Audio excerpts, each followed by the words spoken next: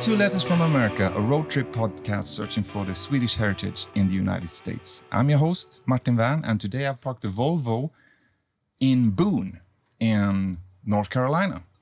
And with me in the Airstream is Scott Segerstrom, or Segerstrom. Segerstrom. Yep. Glad to be here. In a way, I would say that we're meeting at the wrong place, because we were supposed to meet way back on the West Coast in Nebraska. In Nebraska, yeah, in the Midwest. In the Midwest, sorry. But I have California on my mind when I think about it. I don't know why. And but we met here. Your family is originally from Delaware. That's right. And you just sort of moved back closer to North Carolina. That's right. I have a new job with the National Forest Foundation. Yeah, that sounds very interesting. But it's not a Swedish thing to talk about.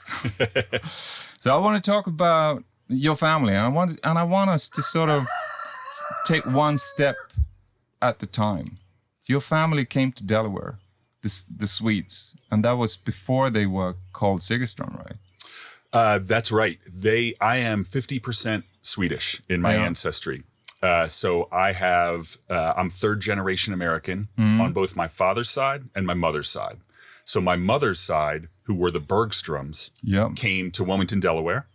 And on my father's side, they came to Nebraska as the Andersons. All right. So it's really a traditional immigrant story that's shared by millions of Americans. Yeah. I had relatives. We generally come from within 30 minutes of each direction from Orebro. Oh, really? That's right.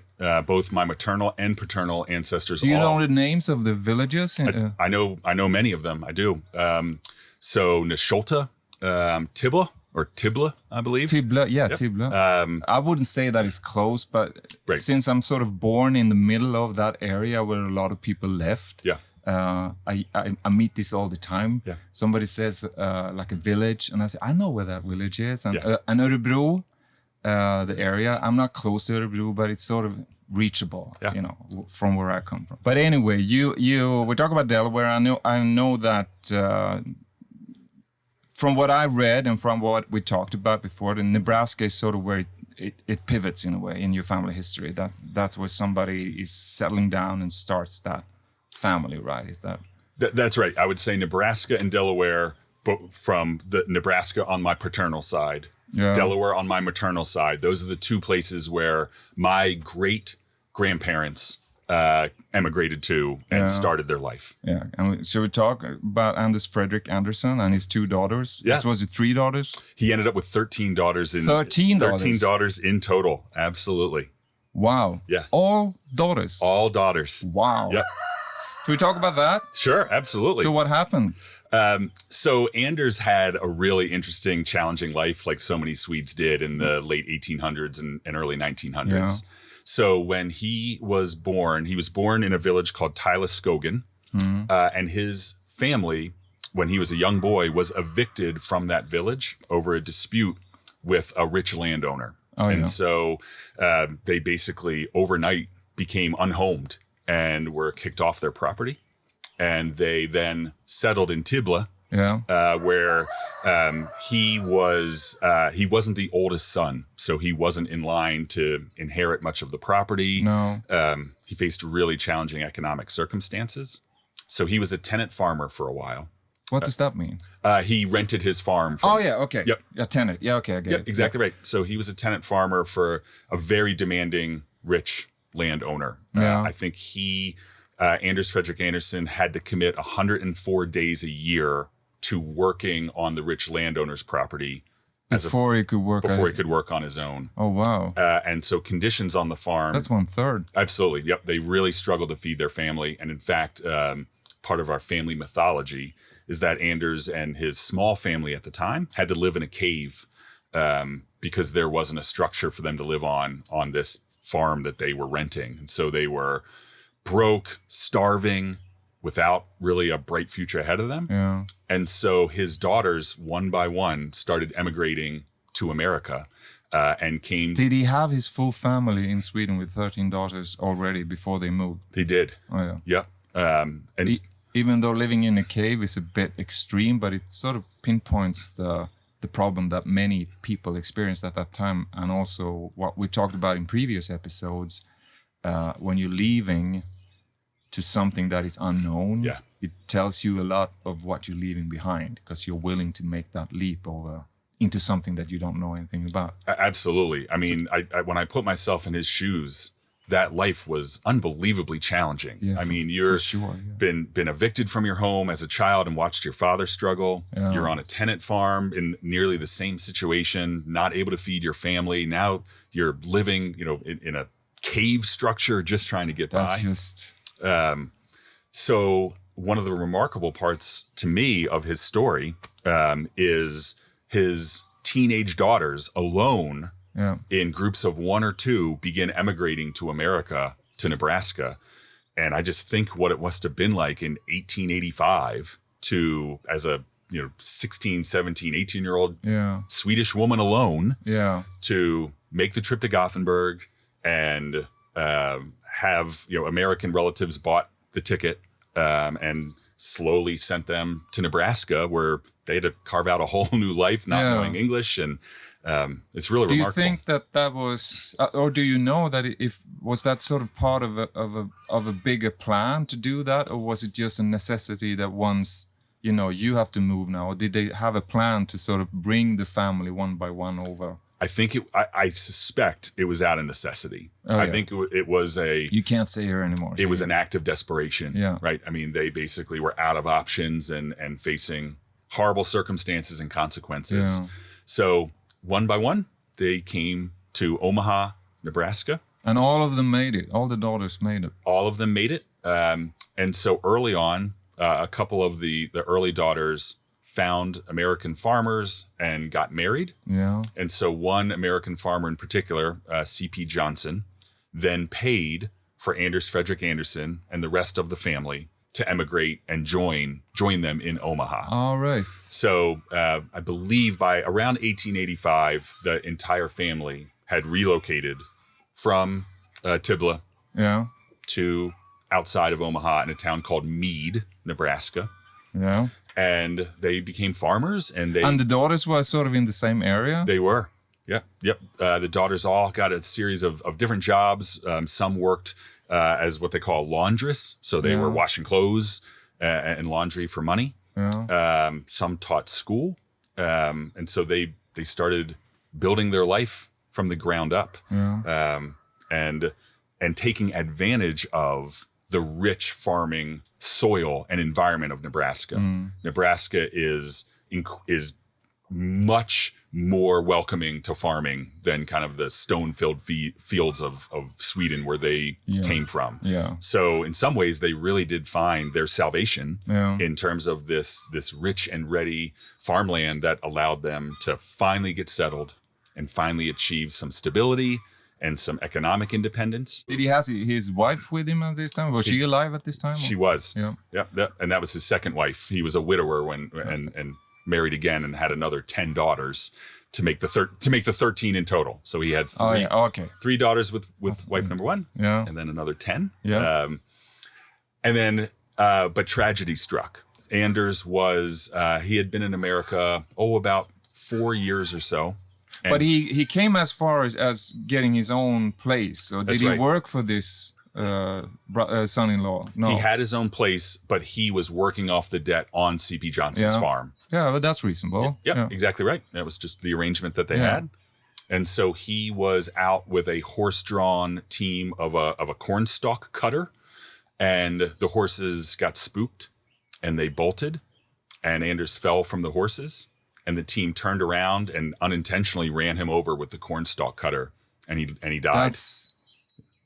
The cornstalk is the one that cuts the corn. Is that what you mean? Yep. And so the horses. You don't want to fall under that. No, sadly, he lost his life. Yeah. And so it's a really sad ending to the story that he resurrected the future of his family. He had made the trek to America. He was becoming economically independent, and so as his ancestor, I'm gratified that he created a better future. I hope that he felt fulfilled in those 4 years he had in America as he watched their future brighten. But sadly, it had this tragic end where the family now loses their father to this awful farming accident. And C.P. Johnson handmade the casket, and they buried him in Mead, Nebraska, at the Morningside Cemetery. Oh, yeah. And he and eventually his wife, Claire Lovisa, are buried there along with a number of his daughters. It's hard to say what another man thinks about that. Since he's a father of so many daughters, just to see them all sort of on the right side of fortune in a way. That's exactly right. That must be at least some comfort. I hope so. He created an amazing legacy and changed the trajectory of his family. Yeah. Absolutely. Have you got any information what happened to his daughters? And I know you're part of one of them, but that's right. Yeah, is there a family now of the Andersson Segerstrom that you're sort of connected to in Nebraska? I'm not as connected to them as the generations start to age out and pass away. Yeah. But my parents were very close with the Nebraska a part of the family as well, and they used to have large family reunions. And, so yes, there's a whole cohort of us cousins that remain related through the entrepreneurial spirit of Anders, for sure. So how many daughters do you have? I do not have any children. Nope, my wife and I. You got work to do. That's it. We're behind. So he was your grandfather? No, great grandfather. Yeah. And that family sort of stayed in Nebraska. Oh, and pardon me, he was my great-great-grandfather. Great-great-grandfather. That's right. That's 1, 2, and then you got your grandfather, and then you got your parents. That's and it. Then you got you. Yep. And so through Anders' daughter became my great-grandmother. Yes. Yep.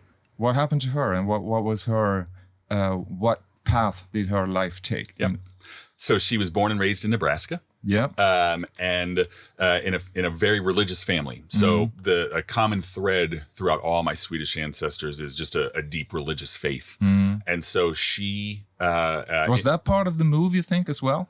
It may have been. It's not part of the history that we know. No. The poverty and the necessity of finding another. I get that. Okay. So we're at, just to straighten it out, you got one of the daughters, and then her daughter is your grandmother. So that's where we at. We have Anders is the great-great-grandfather. Yep, he's over there. He has Hilda, my great-grandmother. Yep. They have a son, my grandfather. All right. Yep. Okay, but Hilda, we were at Hilda. We're at Hilda, who's my great-grandmother. Yeah. Yep, and so she was It's hard to keep track on all of these. Oh, family history is dense. Yeah. It's a whole maze. And everything just spreads out. Okay, but Hilda. Yep. Yeah. So Hilda was Frederick Andersson's daughter. Yep. She was born in Sweden, emigrated, and then then was raised and had most of her childhood in Nebraska. Yeah. She fell in love and got engaged to basically a non-Christian. And so the family came to her and said, we're really not comfortable, and we think you're making a mistake. Like this isn't in line with your committed faith. And so Hilda broke off the engagement. And it was, I think, a decade later that she met my great-grandfather, Carl August Segerstrom I. And they met in Nebraska. And so his profession was traveling Baptist preacher.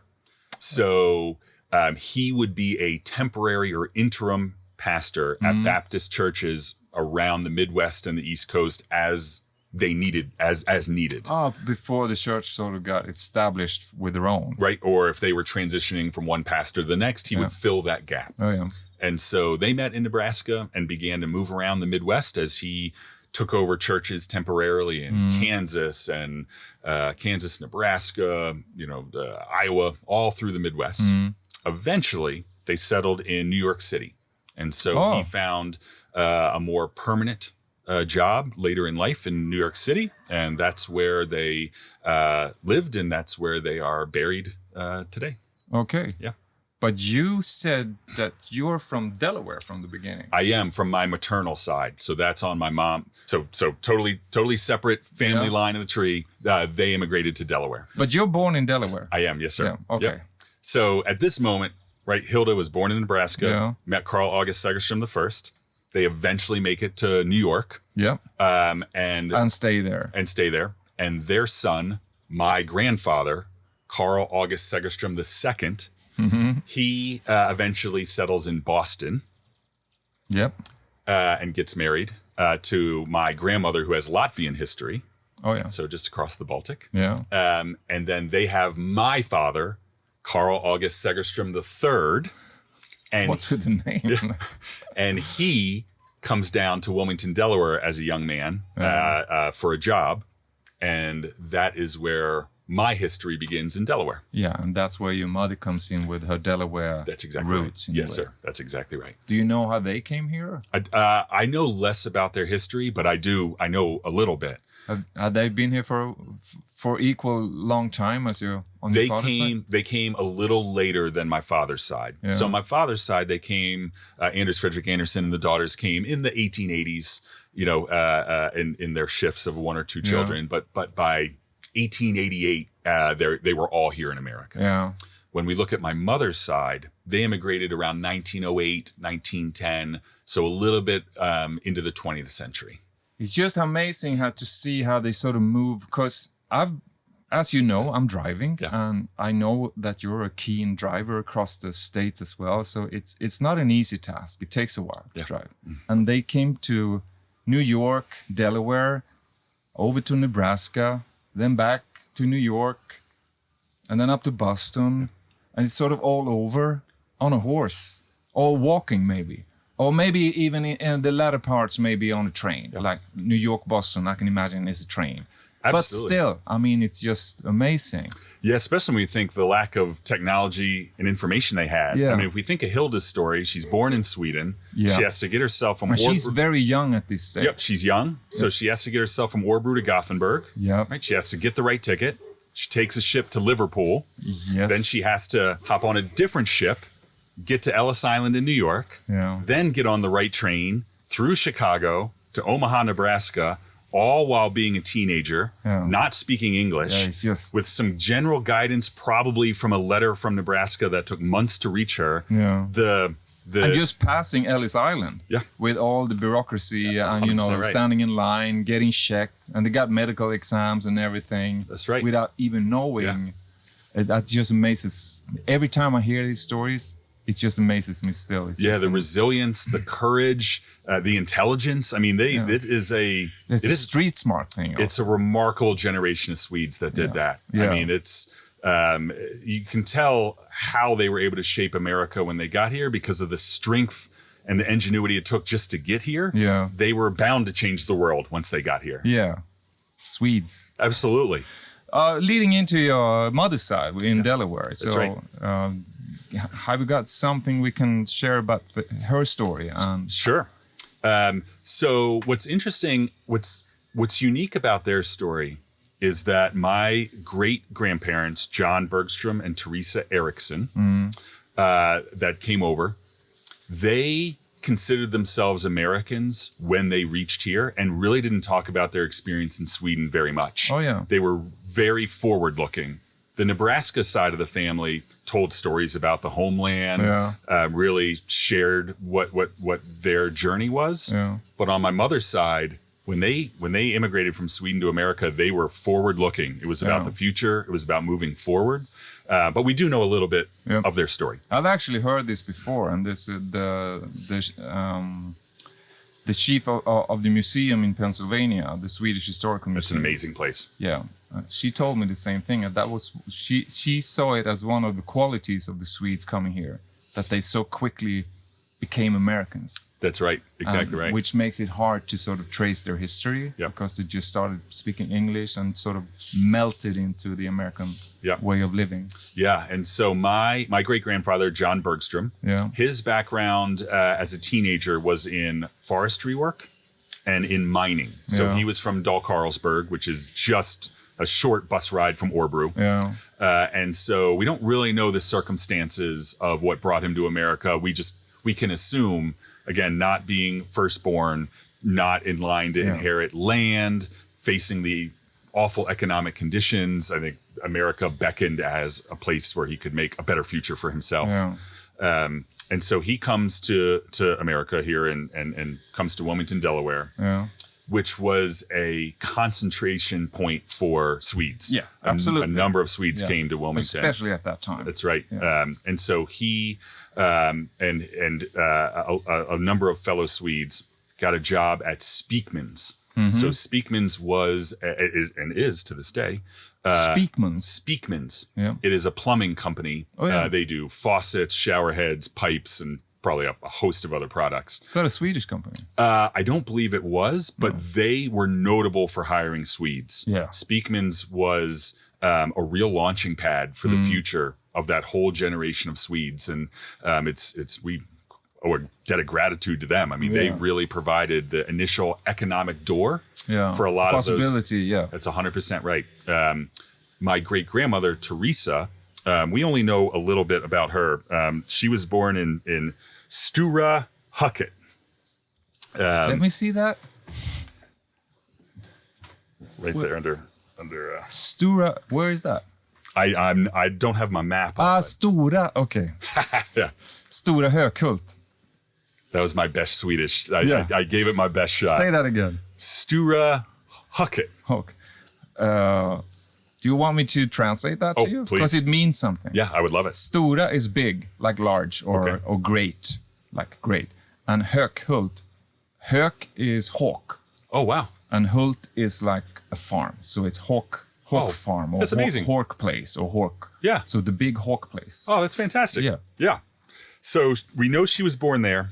We know as a young woman, she worked in a sanitarium as a nurse, or in some nurse of some fashion. But similarly, she made her way to America, very early in life, in her late teens, early 20s. So Teresa and John both have made their way to Wilmington, Delaware. Yeah. They meet, they fall in love, they get married, and join this huge Swedish community in Wilmington. Yeah. There is a church in Wilmington, Grace Baptist Church, and they had Swedish language services for years. I mean, all the way through the 40s and 50s and probably even into the 60s.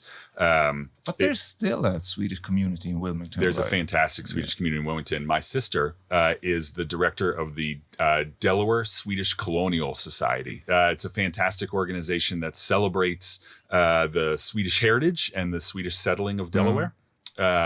We also have, as an example of the Swedish culture in Delaware, we have a faithful reproduction of the Kalmar Nickel, the boat that came over in the early 1600s. So she's part of that in a way. Yep, exactly right. And what I'm particularly proud of my hometown of Wilmington, Delaware, is we have Old Swedes Church. It is the oldest church in America still having regular church services.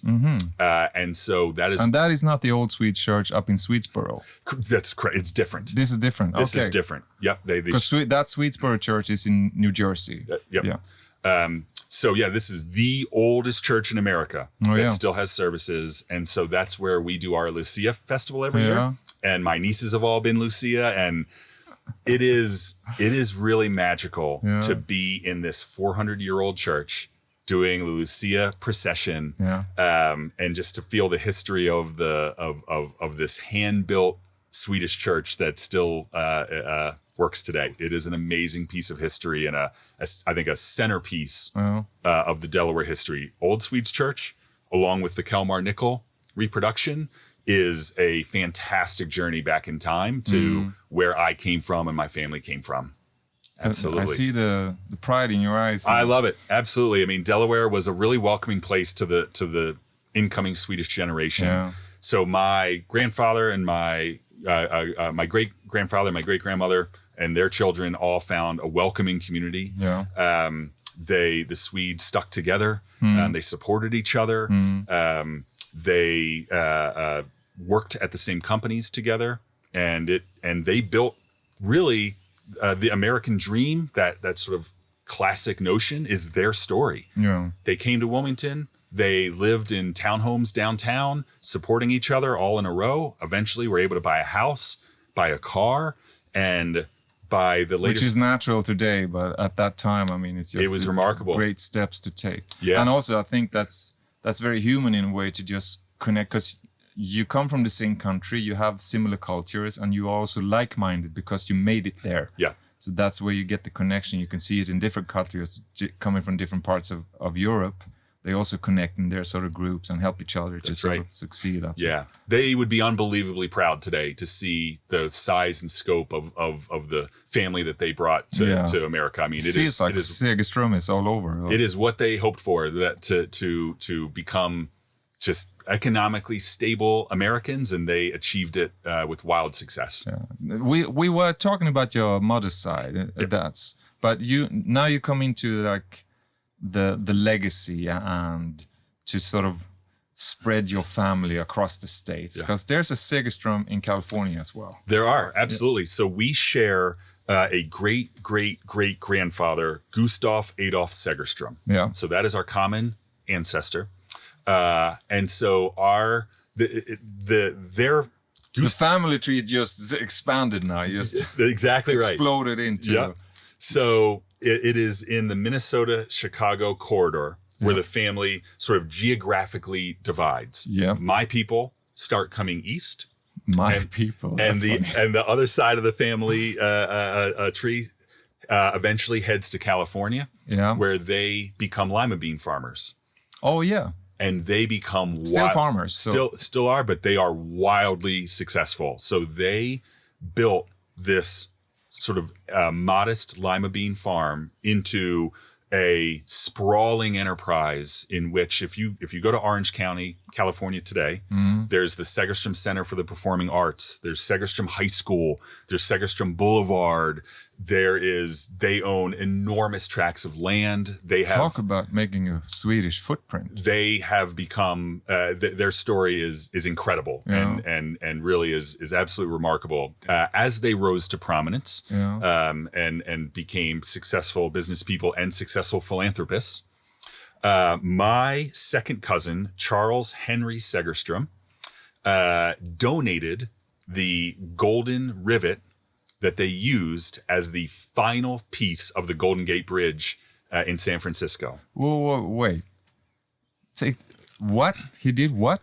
So at the dedication ceremony to complete the Golden Gate Bridge in San Francisco, my second cousin, Charles Henry Segerstrom, he donated the gold that was made into a golden rivet. Let's just stop there. You mean that the rivet of the last rivet of the Golden Gate Bridge is gold? Well, that's where the story gets a little humorous, because it was gold, and gold is a soft metal, right? By nature, it's a soft metal. So it's a symbolic rivet. Exactly right. So they take this golden rivet and they put it in this very powerful impact gun that is normally used to drive iron and steel. And it basically just destroys the golden rivet, and gold dust flies everywhere. And oh, really? Yeah, and so they have to replace the rivet with a real steel rivet. But it demonstrates the prominence that Charles Henry Segerstrom was at the ceremony. There are pictures of him in the visitor center at the Golden Gate Bridge Visitor Center. You can see the rivet, pictures of the rivet. You can see pictures of Charles Henry. And what it really does is illustrate that the Segerstrom family, by the mid to early 20th century, had become one of the most prominent families in the state, and were really building this amazing enterprise. That's just amazing. I mentioned footprints just a couple of minutes ago, but to have that in such it's one of the I would dare to say one of the most iconic buildings or structures in America. Absolutely. Probably in the world. Yeah. The Golden Gate Bridge. That's it. Yep. Yeah. And we got a Swede in there. That's right. With a golden rivet. Yeah, there's a Segerstrom right there, and wow, that makes me really, really happy.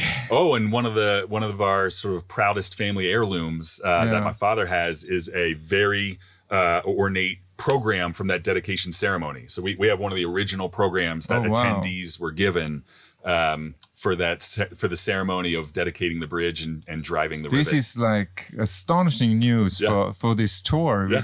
Yeah, it's fantastic. That's fantastic. Yeah, the California Segerstroms are an astonishing American story of success and charitable giving. But the Golden Gate Bridge, without disrespecting any of the other marks or anything, your story and your family's story is so fascinating. I love every detail of it. But to have something that would last for such a long time, and also that made such a cultural mark on the silhouette of America in a way. Absolutely. And there's a little bit of Sweden in there. There is. Yep. There's a little bit of Segerstrom in that bridge. That was great news. I'm really pleased by that. Yep. It's amazing. Absolutely. Happy. Yep. And leading up to you're here now. I am. How's your life going? How Swedish are you? Have you ever been to Sweden? Have you? I have. You have. So it was an important goal of mine for my mother and father to get back and see Sweden. My father had been back once before for a wedding, but my mother had never seen the homeland. And so about a decade ago, we went and made a trip back, and we have a number of Swedish cousins, second cousins, third cousins that still live in the Örebro and Stockholm area. That you have connected. So we've reconnected with them, and they are some of the most treasured relationships I have in my life. It's fantastic. Wow. So we were able to visit cousins, see family homesteads. Did you see the cave? I haven't seen the cave, but I want to go back and look harder for it, because I've been through Tybble, but it was a rainy night. We didn't have time to really explore. But it's there somewhere. It's there somewhere, and I have seen other homesteads. Yeah. So the John Bergstrom, who is the great-grandfather that I mentioned on my mother's side, his father was Johan Bergstrom, and I have been to the cabin that Johan lived in, and in typical Swedish fashion, it is this gorgeous red cabin with wildflowers, old growth trees. It is a spectacularly beautiful place, and so it took my breath away to be on the porch of this cabin. Yeah, I can imagine that. Yeah, at a place that was part of my story and part of the thread that leads down to me. Yeah. So I've been back to Sweden 3 times. They have been unbelievably important trips to me. I'll continue to go back for the rest of my life. Oh yeah. My family still actively identifies with our Swedish heritage. Oh, really? Oh, yeah. So the Lucia Festival is a really important day for us. We have Swedish. Is that why you got that shirt on? It is. This is my really? This is my own tribute from. Yeah, absolutely. Oh wow. Yeah, and I am a big fan of the Swedish football club, men's and women's. I follow them very closely. Fridolina Rolfo is my favorite footballer. The men's team qualified for the World Cup at the last minute. I was going to say that in the last minute, so that's very good. So that's amazing. But so if you were to walk into our home in Wilmington, Delaware, you would see Swedish heirlooms on the wall. We've got Lucia figures we put out at Christmas. We've got heirlooms that we've inherited that we use as decoration. We take a lot of pride, and when we're home, because there is a Swedish windsock that we put out when we're home, and when that thing is blowing in the wind. And in fact, Martin, actually, when I took my second trip back to Sweden, on my father's side, my great-grandfather comes from Nesholta, from a farm called Crookston. And so when we were there, we bought the city flag of Nesholta. Yeah. And so that flies in Wilmington, Delaware. There is a Swedish town's flag that is in Wilmington, Delaware. And who would have thought that it would make it thousands of miles away? We got a lawnmower, one of those spinny things that's going outside. So I hope it's not too disturbing to you who's listening. But I want to end with this. Yeah. The map I have on the table is over the world. So I haven't got all the states laid out, but the American, states better than I do. Yep. So I would say that we're in North Carolina, somewhere around here. Right about there. And your family is from Nebraska, which is somewhere around here? Right around here. Here. Yep. Ish. Yeah. Right around there is going to be Omaha. Omaha, yeah. Yep.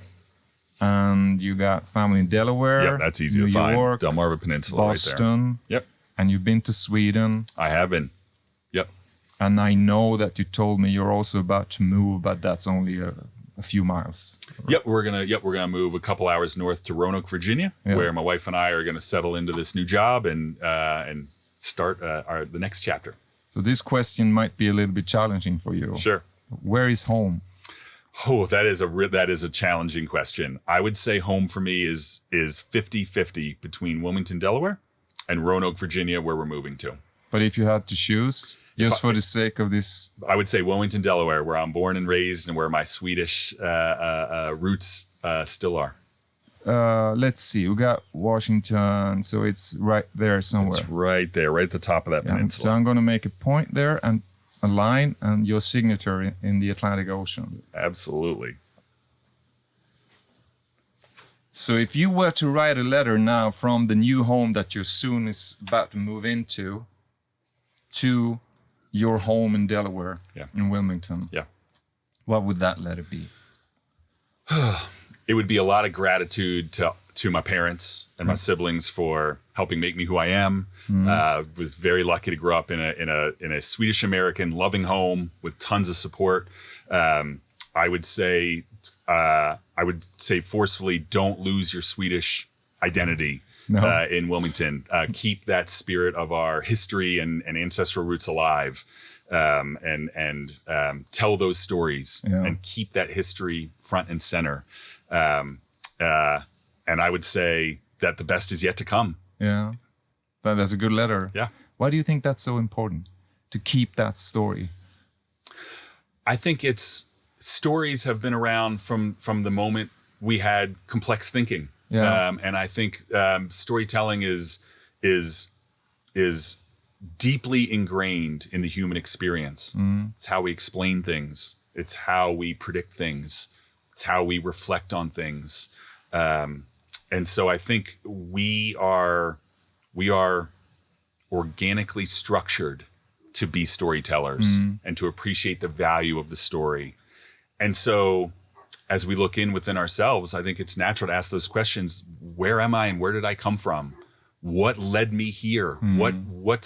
How am I rooted in meaning? Yeah. How did I come to be right here in Boone, North Carolina, recording a podcast about Swedish ancestry? Yeah. And so you just begin to unpack that. And you think, well, I'm here for a lot of reasons. I'm here because there was a loving Swedish community in Wilmington, Delaware.